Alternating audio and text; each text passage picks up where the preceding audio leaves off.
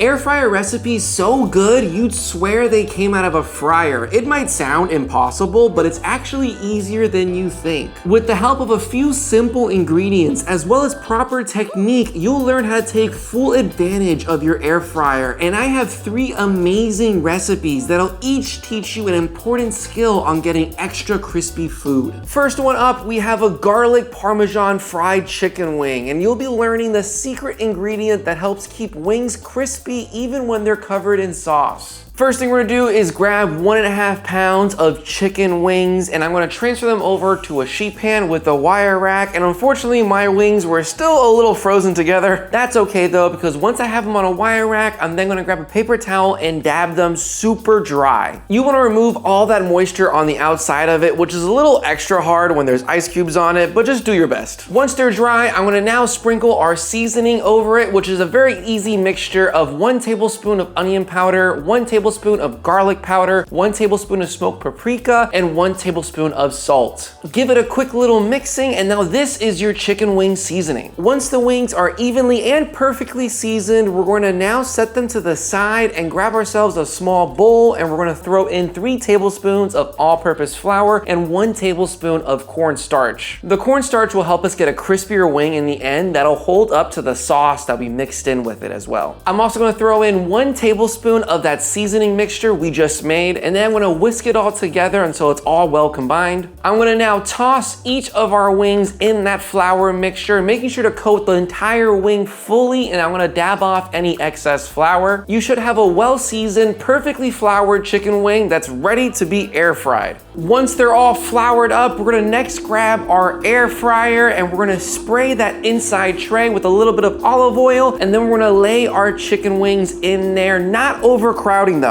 Do this in batches, because if you overcrowd them, it really prevents how crispy they're gonna be getting. Once I have enough in the tray, I'm gonna then put it in our air fryer, setting it to 380 degrees for 15 minutes. In the meantime, we're gonna quickly get to work on our butter garlic Parmesan sauce. In a small pot set to low heat, we're gonna throw in 1 stick of unsalted butter. Once it's gently melted, we're gonna now toss in 6 cloves of crushed garlic, which I use a garlic press to crush them, but you could also use a knife, whatever's easiest for you. Give the garlic and butter a good mixing, and we're only going to cook that garlic for about 30 seconds before we throw in 1/4 of a cup of Parmesan cheese. This is freshly grated Parmesan cheese, and I'm also going to throw in a pinch of salt, mixing all those ingredients together. And then the last ingredient we're going to throw in is about 2 tablespoons of chopped Italian parsley. I roughly chopped it with a knife, and we're going to give this one final mixing, and now you have a delicious garlic butter Parmesan sauce. Now our wings have been in the air fryer for about 10 minutes. I'm gonna quickly check on them, and as you can see, they're already looking nicely crispy. I'm gonna give each of them a flip and then throw them back in the air fryer for the remaining 5 minutes. At the end of those 5 minutes, I'm gonna check on our chicken wings, and as you can see, they are beautifully crispied and fully cooked. There's a nice char on the outside, and now they're ready to be covered in our garlic butter parm sauce. So I'm gonna grab a medium-sized bowl, and in there, I'm gonna pour our sauce into it, and then I'm gonna toss all of our wings in there. Make sure to fully toss them, getting that sauce evenly dispersed across all of them. And now these are your Parmesan garlic air fried wings. Every square inch of them are covered in that delicious sauce, and because of the cornstarch, the wings are still beautifully crispy. Taste-wise, you'll be absolutely blown away, especially because of how quickly and easily they are put together. For our second recipe, we have a fried pork chop, and I'm gonna teach you how to properly bread it so it has a nice crispy crust. And if you're enjoying this video and want to support, please hit the like and subscribe button. First thing we're gonna do is grab our pork chops. I have 2 beautiful pieces that only cost $8, by the way, which surprises me how cheap they were. Now to prep these pieces, I'm gonna sprinkle both sides of them with a generous amount of salt. We're gonna be doing a light dry brine, so we're gonna salt them and then let them sit on the counter for 30 minutes to really penetrate that salt into the meat. In the meantime, let's get to work on prepping our breading station. We're gonna grab a small bowl, and in there we're gonna throw in just 2 tablespoons of all-purpose flour and give it a pinch of salt as well. I'm then gonna grab a small shallow pan, and I'm gonna crack in just 1 whole egg, mixing it together with a fork and also giving it a pinch of salt as well. Lastly, I'm gonna grab a small sheet sheet pan, and in that sheet pan, I'm gonna pour in 1 cup of panko breadcrumbs, followed by half a cup of Parmesan cheese and 1.5 tablespoons of freshly minced Italian parsley, which I just minced by running my knife through it, and I grated the Parmesan cheese myself because again, that makes a massive difference. Now mix all those ingredients together until everything is fully combined. Back to our pork chops. They've been salting now for a little over 30 minutes, and we're gonna dab off any of that excess moisture with the paper towel. Once they're fully dry, we're gonna now bread them. So I'm gonna first dip the pork chop into the all-purpose flour, making sure to fully coat it from edge to edge. Once it's fully coated, we're gonna now drop it into our egg mixture, and again, same protocol, make sure it's fully coated from each side, edge to edge. Now from here, we're gonna dip it into the panko breadcrumbs, and what I like to do is press it down in there and then put a bunch of panko on top of it as well. Still give it a few flips, making sure to press it down to the panko breadcrumbs so you get it fully covered edge to edge again. Now you should have a beautifully covered panko pork chop, and all we have to do now is air fry it. I'm gonna spray our air fryer with a little bit of olive oil, and then I'm gonna lay down our pork chop in there, and I'm also gonna hit that with a little quick spraying of olive oil as well. From there, we're gonna throw it into the air fryer and then set it to 400 degrees for 12 minutes. At the 8-minute mark, we're gonna check our pork chop, and it's already developed a nice, beautiful color. We're gonna now flip it over to the other side and throw it back in the air fryer for the final 4 minutes. 4 minutes later, I'm gonna pull the pork chop out of the air fryer, and it is now perfectly golden brown. Not only that, I'm gonna check the internal temperature, and it's at a perfect 145 degrees, which is what we want for pork. I'm gonna move it over to a wire rack to cool for a few minutes, but now this is your air fried pork chop. Ultra crispy, perfectly seasoned pork, and I paired it with some mashed potatoes, but you could do whatever kind of carbs or side you want. Taste-wise, you're gonna be blown away at how delicious this sucker is. And this is honestly so much easier and healthier than frying it traditionally in a bunch of oil. Lastly, we're making a buffalo chicken dip bagel that uses this fun ingredient that'll give it an extra crispy exterior. Oh, and it's technically gluten-free as well for an added bonus. First thing we're gonna do is grab our chicken. I have here 2 chicken breasts, which is about 1.5 pounds, and to prep them, we're just gonna cut them down the middle into cutlets. Take your time with it, just press your hand on top of it and then run your knife through it, nice and easy. Do it at whatever speed you're most comfortable with, and in the end, you should have some nice cutlets. We're gonna now sprinkle them with some salt on both sides, and then we're gonna grab our air fryer tray, spray some oil in there so it doesn't stick, and we'll throw down our chicken breasts in there, throw it in the air fryer at 400 degrees for about 8 minutes. 8 minutes later, I'm gonna take the chicken out of the air fryer and check the internal temperature, and as you can see, we're well above that 165 mark. I'm gonna move them over to a cutting board, and then I'm gonna cut them vertically along the whole chicken and horizontally chopping them into small little bite-sized cubes. From here, I'm gonna grab a large bowl, and then I'm gonna throw in all of our chopped chicken, as well as 1 8-ounce packet of cream cheese, half a cup of sour cream, 2 chipotle peppers in adobo, which I just minced with my knife, 1 finely minced shallot, which I just chopped with my knife, and I also rinsed it in the sink just to remove some of the bitterness from it, 1 teaspoon of garlic powder, and admittedly, I should have used real garlic, but I didn't feel like chopping it, half a cup of pepper jack cheese, half a cup of medium cheddar cheese, and 1 pinch of salt, or about half a teaspoon. I'm gonna now grab my hand mixer, turn it on, and then mix all those ingredients together. And before you ask, no, you don't need a hand mixer. You could actually do this by hand. I'm just using it because I have it, and I literally never use this thing. Now, it was at this moment I actually realized I forgot the most important ingredient, half a cup of hot sauce. I'm using Frank's hot sauce, and you're gonna wanna mix it one final time until everything is well combined. And now this is your buffalo chicken dip. You could just throw some more cheese on top, throw in the oven, and that's it. But we're gonna be rolling these in some rice paper. To pull this off, we're gonna first grab a sheet pan, and we're gonna throw in 2 eggs and a splash of water in there. I'm gonna whisk those eggs together until they're fully combined. And now we're gonna grab our rice paper. This sheet will help us get a super crispy exterior for our buffalo dip. I'm gonna dip the rice paper in our egg mixture on both sides, and then I'm gonna lay it down on our cutting board, and I'm gonna do another piece of rice paper as well. From here, I'll put a single line worth of our buffalo chicken dip from one side all the way to the other, and then I'm gonna slowly roll this rice paper up. Now, I'll admit, this part is actually very hard, and I highly recommend you use a spatula to kind of get under it and lift it up to roll it. But once you've rolled it all the way up, you should have a long tube of buffalo chicken dip, and then we're gonna grab one end of it and spiral the rest of it all the way around until you have a nice little circular buffalo chicken dip bagel looking thing. Now I'm gonna set this to the side on parchment paper so it won't stick, and then I'm gonna get to work on making my other two spiral bagel buffalo chicken dips. From here, I'm gonna hit them with everything bagel seasoning, as well as some of our pepper jack cheese and medium cheddar cheese as well. From here, I'm gonna grab my air fryer, spray it with some olive oil, and I'll load as much as I can fit in there, which is unfortunately one at a time. And I'm gonna throw it in the air fryer at 370 degrees for about 6 to 8 minutes.